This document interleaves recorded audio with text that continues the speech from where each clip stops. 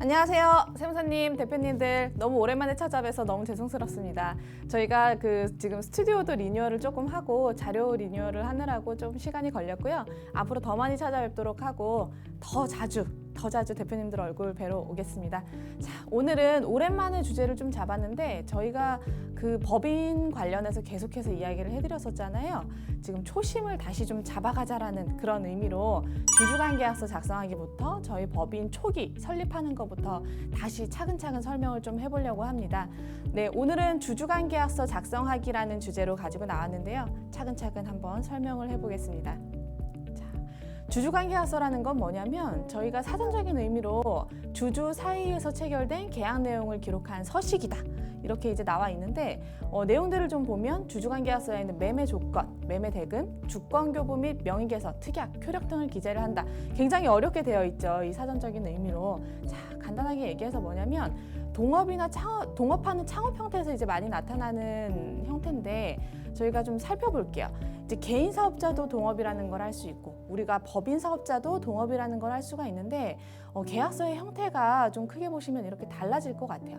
우리 개인 사업자들은 사업자 등록증에 대표자가 예를 들어 3명이다. 3명이서 동업을 한다 그러면 홍길동 외 2명 이렇게 찍히면서 밑에 하단에 공동사업자로 홍길순, 홍길자 이렇게 주민번호까지 다 나오게 되어 있고요. 저희가 그 개인 사업자 같은 경우는 동업계약서라는 걸 작성을 하고 세무서에 사업자 등록증을 발급을 받죠, 보통. 근데 우리 법인 사업자는 그렇지가 않아서 법인 사업자는 보통 우리 가장 많은 게 뭐죠? 주식회사. 예, 주식회사라는 형태로 우리 법인 사업자를 많이 내시기 때문에 법인 사업자 같은 경우는 주주 명부의 지분율로서 우리 회사의 주인이라는 거를 명확하게 인식을 시키는 그런 자료를 보죠. 근데 우리가 그 주주들이 작성하는 그 주주간 계약서라는 게 어떻게 보면 개인 사업자의 동업 계약서라는 거랑 유사한 형태다. 우리의 역할들이랑 그리고 주식에 대한 지분율이랑 이런 거가 나오는 그런 계약서라고 설명을 할 수 있습니다. 저희가 작성할 때 좀 유의사항들이 있는데 그냥 막 작성을 하면 안 되고 주주간 계약서를 작성하고 동업계약서라는 형태로 별첨 서류로 작성을 하시는 회사들도 있어요. 근데 오늘은 주주간 계약서만 보겠습니다. 일단 작성할 때 가장 큰 유의사항은 뭐죠? 제가 법인 설립할 때 제일 많이 강조하고 중요하게 생각하는 누누이 말씀드리는 거, 지분 구조 정하는 거. 예, 저희가 지분이랑 임원 구조 정하는 거 굉장하게 중요시 생각을 하는데 일단 지분 구조 정하는 거에 대해서 대표님들도 계속해서 인식을 하셔야 됩니다. 지난번에도 말씀을 드렸지만 67%의 주식을 보유를 하고 있으면 주총 특별결의까지 가능하세요. 주총 특별결의. 정확하게 얘기하면 66.7%인데 저희 이제 반올림해서 67%라고 보겠습니다. 저는 보통 좀 러프하게 70% 정도 보유를 하셔라 라고 말씀을 드리고 그리고 50% 이상을 가지고 가게 되시면 보통 결의가 가능합니다. 보통 결의 사항들이 가능하고 우리가 왜 주주분들 중에서도 소액 주주분들 많이 계시잖아요. 1%에서 5% 사이 이렇게 갖고 계시는 분들 계시는데 3% 이상 주식을 보유하시게 되면 회계 장부 열람이 가능합니다. 네, 요청을 할 수 있어요. 회계장부라 그러는 거는 저희가 쉽게 얘기해서 재무제표? 네, 너네 회사 운영 잘하고 있는지 재무제표 한번 보여줄래? 라고 이야기를 할 수가 있다. 그래서 이 지분이 왜 중요하냐?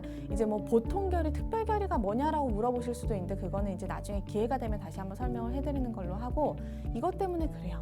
네, 배당, 정관 변경, 그리고 임원 선임 및 해임, 임원에 대한 보수 결정 이런 것들을 주총에서 다 결정을 하기 때문이에요. 그래서 특히 저희가 법인에서 많이 하시는 정관 변경 같은 경우는 보통 결의 사항이 아니라 특별 결의 사항입니다.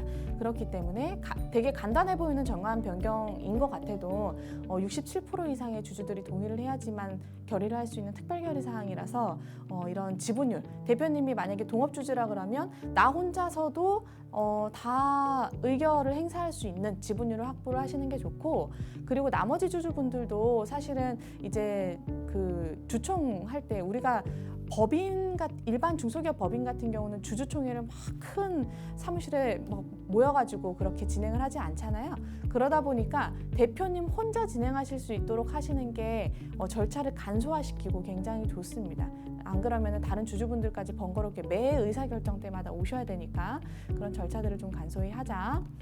자, 그리고 두 번째는 주식 양도 제한이라는 거를 주주간 계약서에 작성을 할 수 있는데, 이거는 꼭 주주간 계약서가 아니더라도 법인 정관에 주식 양도 제한 규정이라는 걸 걸어놓고 등기사항으로 올려놓을 수가 있어요. 조금 더 강화된 규정으로 주주간 계약서에다가 넣을 수 있다라는 걸로 보시면 되고, 자, 주주들이 이렇게 세 분이 계셨는데 이 중에서 한 주주분이 우리가 모르는, 나머지 주주분들이 모르는 제3자한테 주식을 양도할 수가 있겠죠.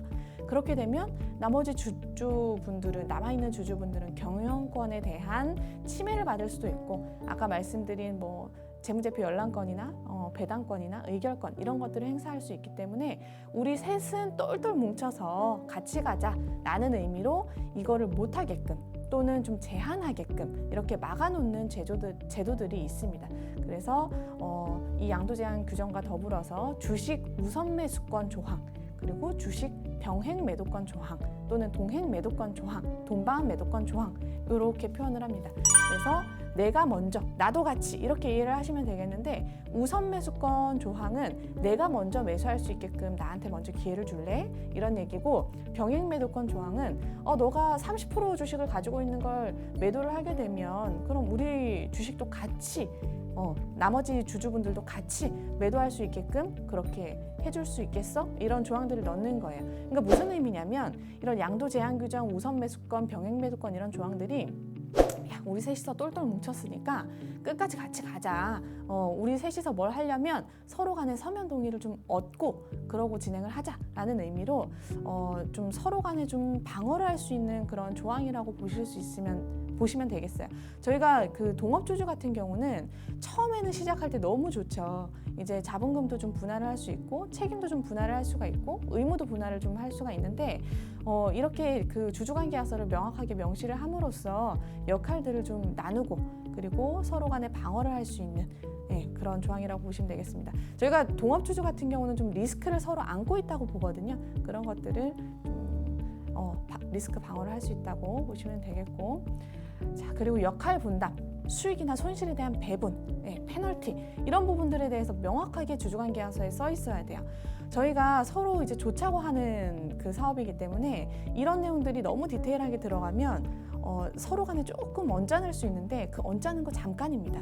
나중에 다 서류로서 설명을 하기 때문에 이런 부분들이 명확하게 들어가 있어야 돼요. 주주와 임원을 동시에 수행하는 경우들도 있죠. 그래서 확실하게 업무 분장을 하는 경우, 그리고 이익과 손해가 발생했을 때 분배 방식이랑 시점, 우리가 뭐 배당을 언제 진행을 할 건지, 손해가 나거나 아니면 추가적인 증자를 하게 됐을 때 어떤 식으로 증자를 하게 될지, 그리고 뭐 이런 약속 불이행했을 때 페널티, 뭐 위약금 조항이라든지, 아니면 뭐 저희가 특수관계인이 아니라는 상황이라 그러면 요즘 차등 배당들도 많이 활용을 하시더라고요. 그런 부분들. 그래서 동업계약서는 작성할 땐 조금 불편할 수 있지만 꼼꼼하게 계약서로서 작성을 해서 서면으로 좀 남겨놓으셔라. 그거를 법인 설립하고 한참 있다가 남겨놓으려고 하면 서로 더 불편하거든요. 그러니까 서로 좀 이제 처음에 초반에 마음 다질 때 그때 좀 작성하시자. 그런 의미로 보시면 되겠고, 이제 저희가 영상이 좀 한계로 충분한 설명이 되지 못할 수가 있으나 연락 주시면 제가 충분하게 설명해 드리는 거 다들 잘 알고 계시죠? 필요하면 대면 상담도 하니까 연락 주시고요. 저희가 주요하게 업무하는 부분들 다시 한번 설명드리겠습니다. 설립부터 청산까지 모든 업무들을 진행을 하지만 자주 연락을 주시는 거는 설립이랑 전환, 그리고 정관에 대한 부분들, 임원이랑 지분 구성하는 거 다시 연락을 이제 다시 하고 싶어서 연락을 주시고, 이제 배당을 예전에는 많이 시행을 안 하셨는데 요즘은 각종 배당들 많이 시행하시려고 노력을 하세요. 아마 잉여금 조정하는 것 때문에 그러신 것 같아요. 그리고 유상 증감자, 그리고 잉여금 처분하는 거랑 엑싯 방법들 이런 것들 많이 문의를 하시니까 위에 상단에 저희가 번호랑 이메일 주소 잘 나와 있죠? 그쪽으로 연락 주시면 저희가 뭐 필요할 때는 대면 상담을 하고 전화 상담으로서 대표님들이랑 세무사님들께 인사드릴 수 있도록 하겠습니다. 오늘 준비한 내용 여기까지입니다. 긴 시간 들어주셔서 감사합니다.